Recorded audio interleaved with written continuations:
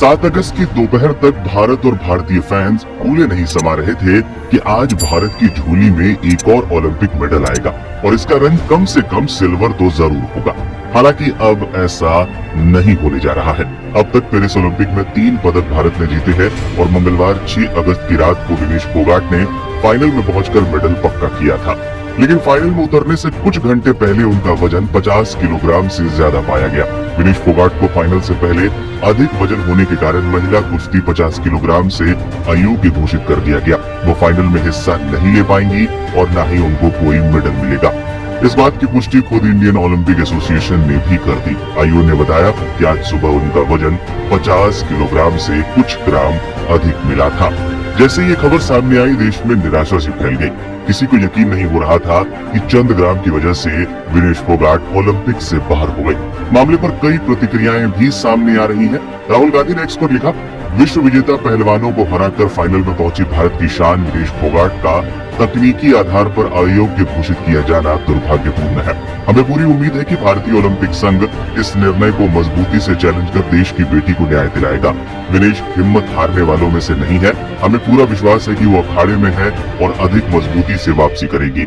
आपने हमेशा देश को गौरवान्वित किया है विनेश। आज भी पूरा देश आपकी ताकत बनकर आपके साथ खड़ा है। सपा प्रमुख अखिलेश यादव ने पोस्ट करते हुए लिखा, विनेश फोगाट के फाइनल में ना खेल पाने की चर्चा के तकनीकी कारणों की गहरी जांच पड़ताल हो और सुनिश्चित किया जाए कि सच्चाई क्या है और इसके पीछे की असली वजह क्या है। कांग्रेस नेता रणदीप सुरजेवाला ने तो मामले को षड्यंत्र बता दिया। पहले कुश्ती संघ के तत्कालीन अध्यक्ष बृजभूषण शरण सिंह, जो मोदी जी के चहेते सांसद हैं, उन्होंने शारीरिक तौर से और मानसिक तौर से विनेश फोगाट को प्रताड़ा।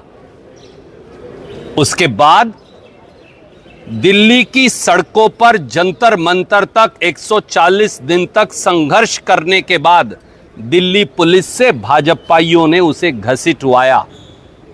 उसके बाद भाजपा सरकार ने देश की उसी बेटी पर एफआईआर दर्ज करवाया।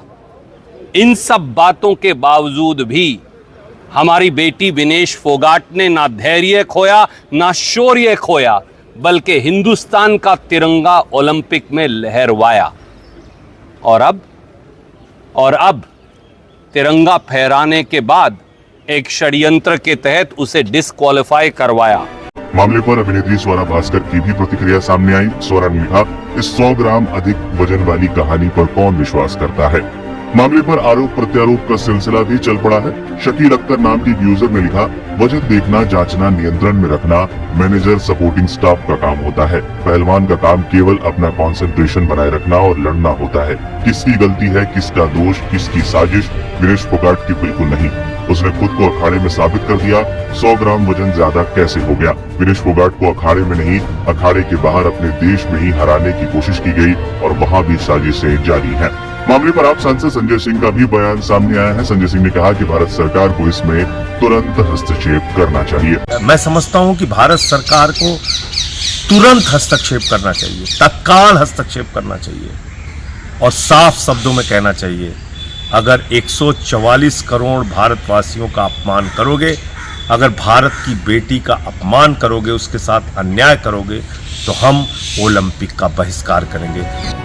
गौरतलब है कि विमेंस फ्री स्टाइल 50 केजी भार वर्ग में विनेश फोगाट ने प्री क्वार्टर फाइनल में जापान की उस प्लेयर को हराया था जो मौजूदा नंबर 1 कुश्ती प्लेयर है और टोक्यो ओलंपिक में उसने गोल्ड मेडल जीता था।